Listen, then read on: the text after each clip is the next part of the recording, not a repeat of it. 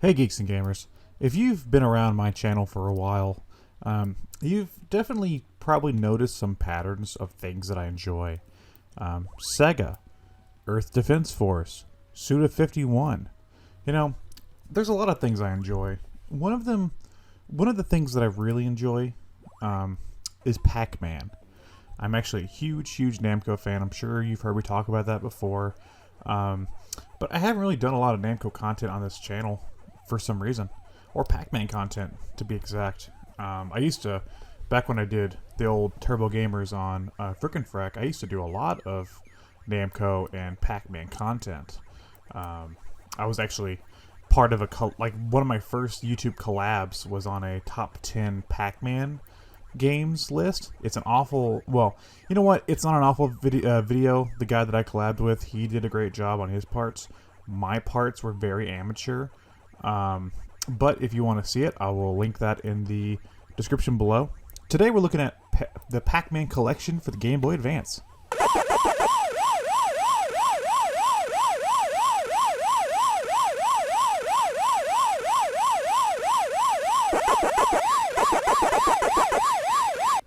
You might have caught on that I've been doing a lot of handheld Game Boy stuff recently.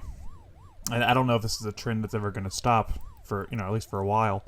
And that's because I've gotten into playing and collecting Game Boy games. While I am recording this off of an emulator, I have the Pac-Man collection for Game Boy Advance.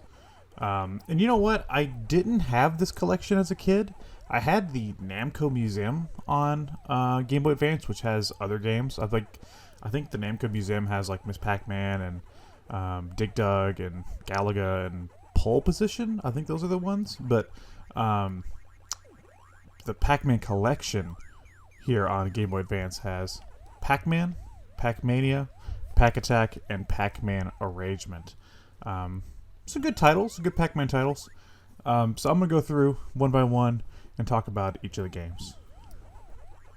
First up, we have the original Pac-Man. The all-time classic. I love playing the original Pac-Man. This was something that I could have used on my Game Boy Advance back in the day. I had other Pac-Man games on the Game Boy Advance, but I never just had a version of Pac-Man. I've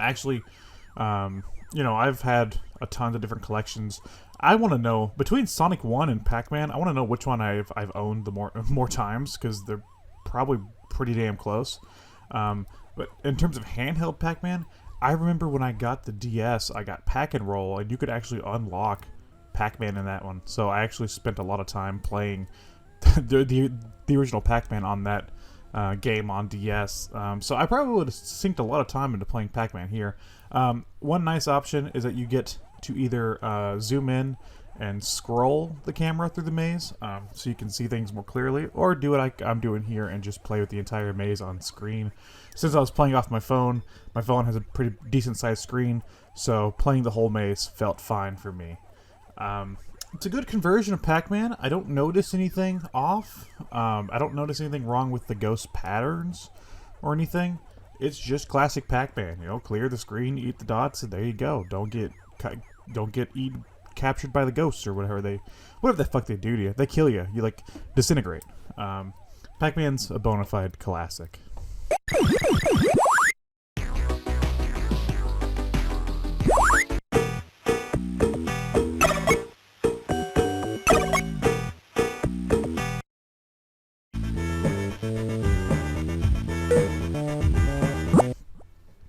Up next, we have Pac-Attack.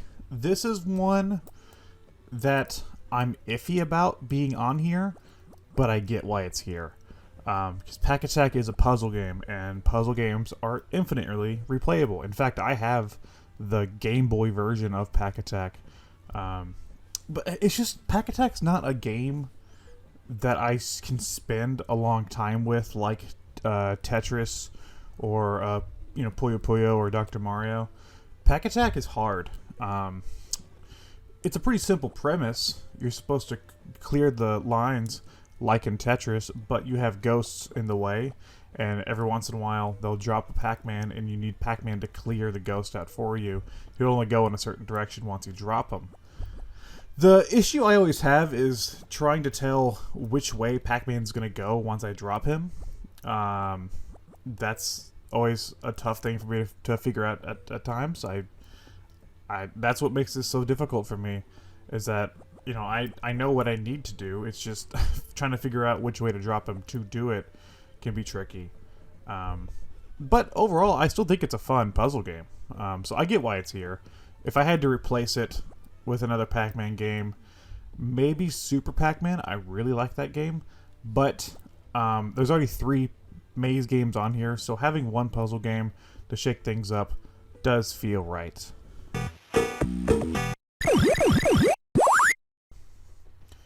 Next up, we have Pacmania. Pacmania is an isometric 3D version of Pac-Man released in the 80s. Pac-Man can jump in this game. Isn't that fun? This is the one game that I noticed a few shortcomings. Mainly the music. The music loops way too quickly. They cut off like a good third of the music. So that was a little annoying. I've never been great at Pacmania. It's a game that my mom loves, and I've played with her hundreds of times, but I was never good at this one. So it's not one that I return to often. It's a fun game. I do like Pacmania, and it is a good, you know, inclusion here.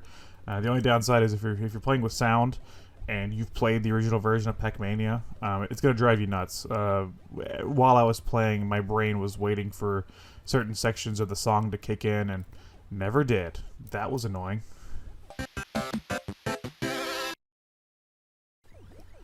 Lastly, we have PacMan Arrangement.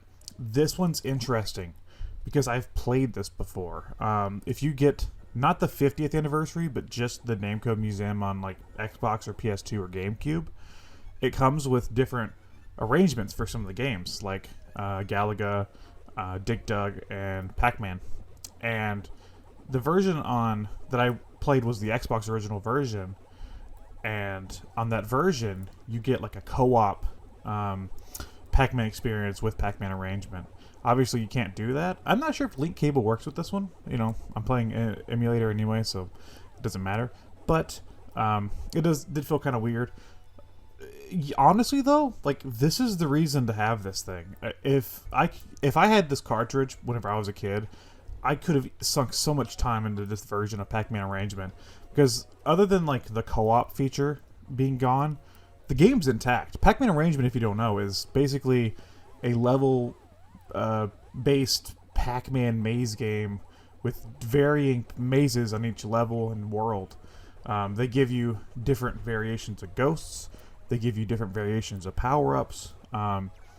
It's basically just a cracked up Pac-Man game, and that's perfect. Something that they wouldn't revisit again. This came out in 2001, by the way.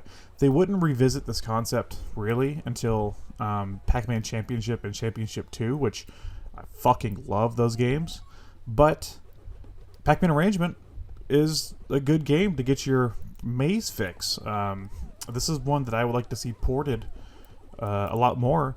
And like I said, this is the reason to buy this collection, is for this version of Pac-Man Arrangement. If you have, you know, $5-10, you could buy this game on eBay pretty easily, or emulate it if you want to do that. But this is the reason to play the Pac-Man collection. So what are my overall thoughts? It's a good collection. Like I said, with my bias for against Pack Attack aside, I think they did a good job at squeezing a little bit of Pac-Man in here to put in your pocket and go. You know, they could have just ported the original Pac-Man, which I actually think they did for like the NES series of games where they just re-released old games. I think there is just a version of Pac-Man, but why would you buy that when you can buy 4 Pac-Man games in one? So if you got GBA and you want to get a little bit of a WAKKA action going on, get you some Pac-Man collection.